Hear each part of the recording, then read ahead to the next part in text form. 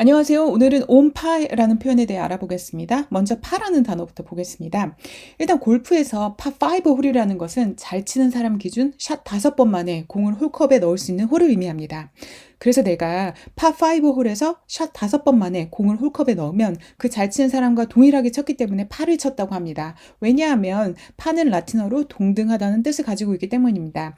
영어에서는 on을 붙여서 on파라고 하면 같은 동등하는 의미가 됩니다. 금융시장에서 파는 주식 등을 발행할 때 프리미엄 혹은 디스카운트에 발행하는 것이 아닌 액면가 그대로의 발행을 의미합니다. 예문을 보겠습니다. Her performance was on par with the industry standards. 그녀의 성과는 업계 표준과 동등했다. 뭐뭐과 동등하다라고 할 때 전치사는 with를 써서 표현합니다. The new model is on par with its predecessor in terms of quality. 새로운 모델은 품질 측면에서 전 모델과 동등하다. 안녕하세요. 올해 아카데미 나무주연상을 탄 킬리안 머피는 원래 인터넷상에서 킬리안 밈으로 유명하죠. 해외에서 특히 유명한 밈으로 킬리안 머피의 멍때리기가 있는데요. 영어로 멍때리다는 zone out입니다. 그래서 킬리안 being zoned out for 2minutes라고 하면 킬리안이 인터뷰 도중 2분 동안 멍때리고 있는 중이다 라는 뜻입니다. 같은 뜻으로 space out이 있습니다. 반면 집중이 안 돼서 멍때리는 위의 표현과는 달리 dazed는 잠깐 어지럽게 멍한 상태이고 stunned는 충격을 받아 멍한 상태입니다. 예문을 보시면 The loud noise left him dazed and confused for a while. 소음이 커서 그는 잠시 멍했고 혼란스러웠다. I'm sorry, I'm just a bit stunned. 미안, 나 충격받아서 좀 멍해. 그리고 마지막으로 멍함을 넘어서 기절하다는 pass out입니다. The heat was unbearable, causing him to pass out during the marathon. 날씨가 너무 참기 힘들 정도로 너무 더워서 마라톤 도중 그를 기절하게 만들 정도였다. 안녕하세요. 그동안 땡큐에 대한 답으로 오로지 You are welcome만을 써오셨나요? 물론 틀린 답은 아니지만 같은 자리에서 계속 동일한 한 가지 표현만을 사용하시면 듣는 사람도 지루해할 것 같습니다. 또한 미국인 친구한테 듣기로는 미국에선 땡큐에 대한 답으로 You are welcome은 이제 거의 사용되지 않는다고 합니다. 상황에 따라 비꼬는 의미로도 사용된다고 합니다. 반면 영국에서는 여전히 잘 사용합니다. 자, 먼저 welcome이 들어간 영국식 캐주얼 표현을 알아보겠습니다. You are welcome, 천만에요. You are very welcome. 그리고 영국의 포시, 즉 상류주인 사용하는 포멀 버전인 You are most welcome도 있습니다. 다음으로 welcome이 없는 영국식 캐주얼 표현입니다. Don't mention it, 별 말씀을요. Anytime, 언제든지요.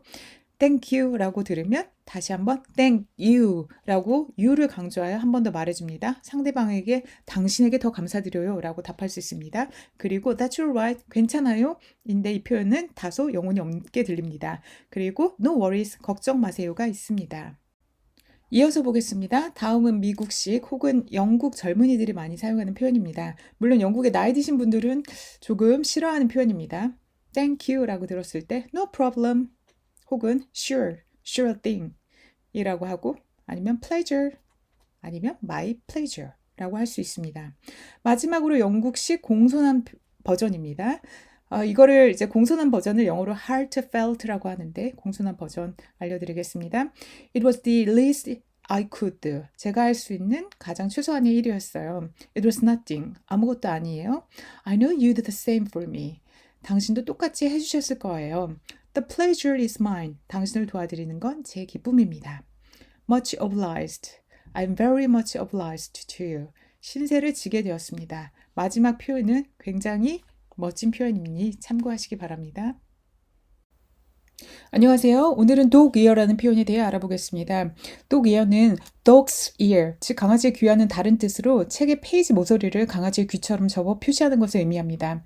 이렇게 특정 페이지를 접어서 나중에 쉽게 찾을 수 있도록 하죠. dog ear는 명사로 접힌 페이지 모서리 그 자체를 의미하고 동사로는 페이지의 모서리를 접다라는 뜻을 가지고 있습니다. 예전에 본 한 출판사의 이름이 dog-eared books였습니다. 귀퉁이를 자주 접어놓을 정도로 좋은 책들만을 출판한다. 그런 뜻이겠지요. 예문을 보겠습니다. I like to mark my favorite quote in books with a dog ear for easy reference later. 나는 내가 좋아하는 문구들을 나중에 쉽게 찾기 위해 책 페이지를 접어두는 것을 좋아한다. Instead of using bookmarks, she always puts a dog ear on the pages where she left off reading. 그녀는 책갈피를 사용한 대신 어디까지 읽었는지를 표시하기 위해 항상 책의 귀퉁이를 접어둔다. 안녕하세요. 우리가 아카데미상이라고 부르는 상을 영어로 아카데미 어워즈 vs The 오스카 둘 중에 뭐라고 부를까요? 결론은 둘 다 맞습니다. 아니 둘 다 같은 것입니다. 다만 제가 영어권 국가에 살면서 깨달은 점은 영어 원어민들은 아카데미상이라는 표현 대신 오스카상이라는 표현을 훨씬 보편적으로 사용한다는 점입니다. 이를 반영하듯 아카데미상의 공식 웹사이트 주소는 oscar.org이며 구글 영어 뉴스를 보면 대부분 오스카라는 표현을 사용한 것을 확인할 수 있습니다. 물론 아카데미 어워즈라고 해도 틀린 것은 아닙니다. 다만 영어로 대화 시 The Oscars라고 부르는 게 더 자연스럽습니다. 오스카에서 7관왕을 했다는 영어로 Reigns at Oscars with 7 wins라고 할 수 있고 영어로 오스카상 수상 소감은 Acceptance Speech라고 합니다.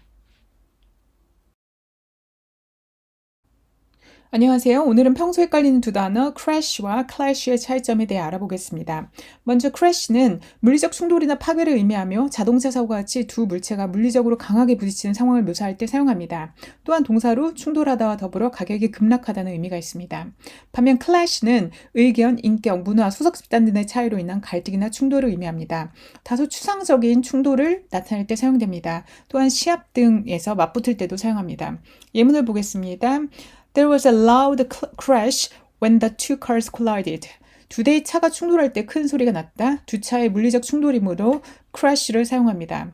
The two political parties clashed over their different views on taxation. 두 정당은 세금에 대한 다른 견해로 인해 충돌했다. 세금에 대한 다른 견해 차이기 때문에 clash가 맞습니다. 안녕하세요. 오늘의 표현은 엘리베이터를 탔을 때 몇 층 가세요? 라고 묻고 싶은 상황에서 과연 which와 what 중 무엇을 사용해야 하는가에 대해 알아보겠습니다. 즉, which floor are you going과 what floor are you going 중 어떤 표현을 사용할지에 대한 내용입니다. 결론부터 말씀드리자면 일단 둘 다 맞습니다. 다만 문법적으로 위치가 더 정확합니다. 위치는 선택지 리스트가 있는 상황에서 고를 때 사용되는데 예를 들어서 20층짜리 건물의 경우 1층부터 20층이라는 선택지가 있고 이 중 내가 가는 층, 예를 들어서 5층이면 5층을 선택지인 20층 내에서 고르는 것이기 때문입니다. 반면 what은 선택지가 없는 일반적인 경우에 사용합니다. 네가 가장 좋아하는 숫자는 뭐야?처럼 선택 리스트가 정해지지 않는 오픈된 상황에서 사용합니다. 이렇게 문법적으로 위치가 옳지만 실상황을해서 사용되는 빈도는 what이 월등히 높다는 것입니다. 정리하자면 몇 층 가세요라고 영어로 물을 때 which와 what 둘 다 사용 가능하다. 다만 문법적으로 더 맞는 것은 which이나 실상황을해서 원어민들은 what을 더 많이 사용한다로 요약할 수 있겠습니다. 안녕하세요. 오늘은 소셜미디어 프로필에 가끔 등장하는 문구인 이 또한 지나가리라 라는 문장을 영어로 어떻게 말하는지 알아보겠습니다. 이 또한 지나가리라는 영어로 This too shall pass라고 합니다. 물론 this will pass라고 말해도 뜻은 통하지만 shall을 사용하면 예언이나 공손한 느낌의 약속으로 전달되어 확신에 찬 will보다는 더 지혜가 녹아있는 뉘앙스로 전달됩니다. 또한 This shall pass too 라고 to를 맨 마지막에 붙여도 문법적으로는 맞는 표현이지만 to를 앞으로 빼서 말할 경우 좀 더 클래식하고 멋진 느낌의 문장이 된다고 할 수 있습니다. 비슷한 뜻의 영어 문장으로는 There's a light at the end of the tunnel. 터널 끝에 빛이 있다. 다음으로 Every cloud has a silver lining. 직역하면 모든 구름에는 구름의 가장자리로 새어나오는 은색 빛이 있다. 즉 어려운 상황 속 숨은 희망을 의미하는 문장입니다. 오늘도 열심히 사신 여러분 모두의 희망찬 내일을 기원하며 모두 힘내시기 바랍니다. 안녕하세요. 오늘은 평소 헷갈리는 두 동사 occur과 incur의 차이점에 대해 알아보겠습니다. 먼저 occur의 경우 어떤 사건이나 현상이 그냥 일어나는 것을 의미하며 주로 객관적이고 가치 중립적인 사건을 나타냅니다. 반면 incur는 어떤 손실, 부담 따위를 겪는다는 뜻을 나타냅니다. 일반적으로 부정적인 상황이 해당됩니다. 자, 예문을 보겠습니다. The meeting will occur at 3 p.m. tomorrow. 내일 오후 3시에 회의가 예정되어 있습니다. 그저 가치 중립적인 상황이므로 occur가 적절합니다. 두 번째 예문은 The company incurred significant financial losses during the economic downturn. 그 회사는 경기 침체 기간 동안 상당한 재정 손실을 입었습니다. 부정적인 상황이므로 incur가 적절합니다. I 땡땡 someone's anger. 누군가를 화나게 만들었다는 부정적인 의미이므로 incur가 적절한 상황입니다. 안녕하세요. 오늘 본 표현입니다. 얼마 전 2월 29일에 있었고 2월 29일에 구글 검색창을 열면 이런 두들이 메인에 떠 있었습니다. 윤년은 영어로 뭐라고 할까요? 윤년의 영어로 leap year라고 합니다. 실제 지구의 공전 주기는 365.2421인 반면 우리가 사용하는 그레고리력의 1년은 365일입니다. 이 둘간에 발생하는 오차 수정을 위해 4년에 한 번씩 2월 29일을 만들어 한 해가 366일이 되게 하는 과정에서 발생하는 해를 윤년이라고 하죠. 윤일은 영어로 leap day라고 합니다. 예문을 보겠습니다. This year is a leap year, so we have an extra day in February. 올해는 윤년이기 때문에 2월에 하루가 더 있다.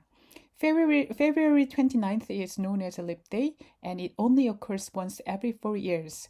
2월 29일은 윤일로 4년마다 한 번씩 발생한다. 참고로 윤월은 태양력이 아닌 달을 중심으로 하는 음력에만 있는 개념입니다. 안녕하세요. 오늘의 표현은 테니스 호주 오픈 남자 결승을 보고 대화를 나누다 정해봤습니다. 결승전에서 모 선수가 엉덩이에 낀 속옷을 계속 반복해서 빼놓는 모습을 보고 해당 표현을 점잖게 할 수 있는 방법을 공유드립니다. 자, 오늘 들은 표현입니다. My bottom devours my trousers. 즉 번역하자면 엉덩이가 바지를 혹은 속옷을 먹다는 표현입니다. 관련 단어입니다. devour, 걸신 들린 듯 먹다라는 뜻입니다.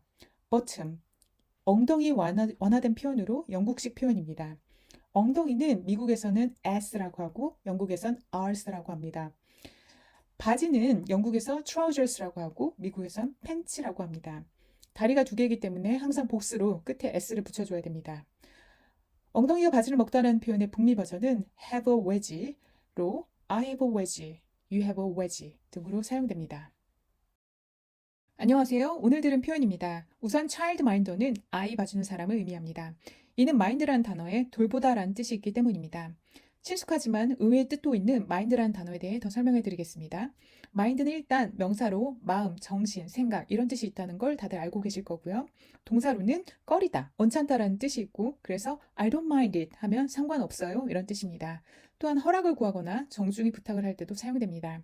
그래서 Do you mind if I borrow your pen for a moment? 하면 펜을 잠깐 좀 빌릴 수 있을까요? 이런 뜻이 되고 근데 이때 동의를 하면 다시 말해 펜을 빌려줄 거면 no라고 대답해야 합니다.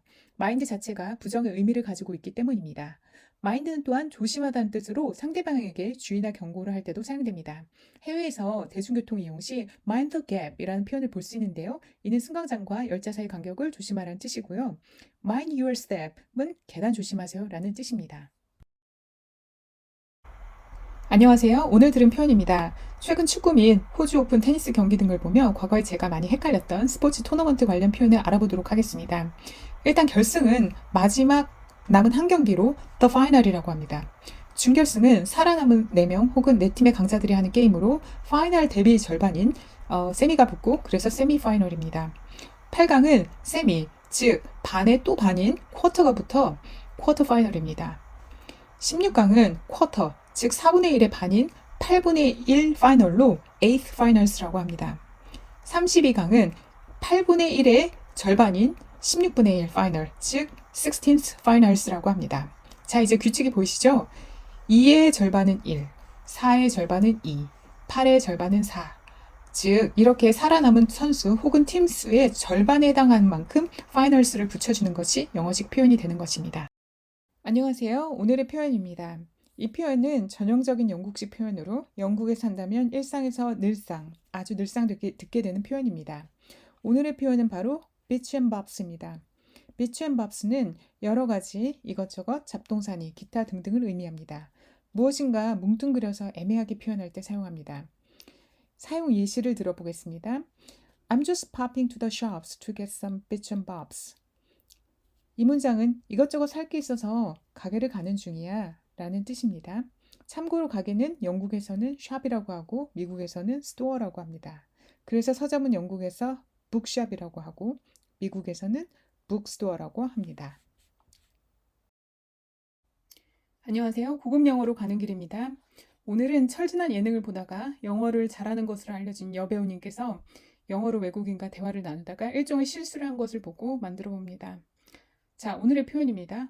Nice to meet you versus nice to see you. 네, 우선 nice to meet you는 처음 본 사람에게 사용하는 표현입니다. 반면에 nice to see you는 한 번이라도 본 적이 있는 사람에게 사용합니다. 그 배우님께서는 처음 식당에 방문한 사람에게 nice to see you라고 인사를 하였고 이에 상대방은 우리가 전에 만난 적이 있나? 하면서 의아한 표정을 짓더라고요. 아무튼 친근한 표현인데도 자주 틀리는 표현을 알아봤습니다. 처음 만난 사이면 nice to meet you.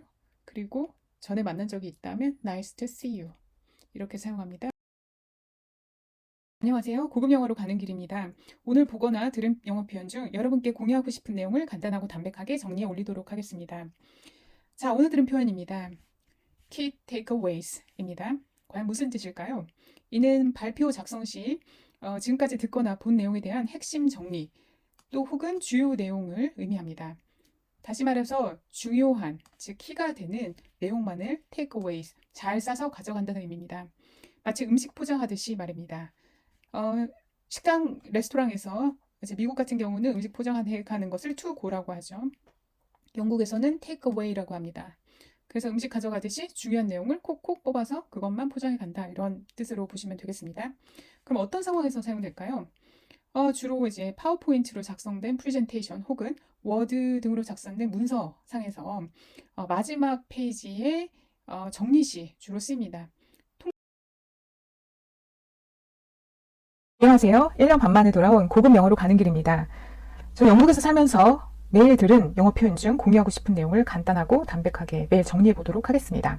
자, 오늘의 표현입니다. 오늘의 표현은 pay forward입니다. 이게 무슨 뜻일까요? 이 표현의 뜻은, 이 표현의 의미는 내가 친절을 받고 남에게 친절을 베푸는 행위입니다. 즉, 내가 친절을 받은 만큼 되갚는 행위를 얘기합니다.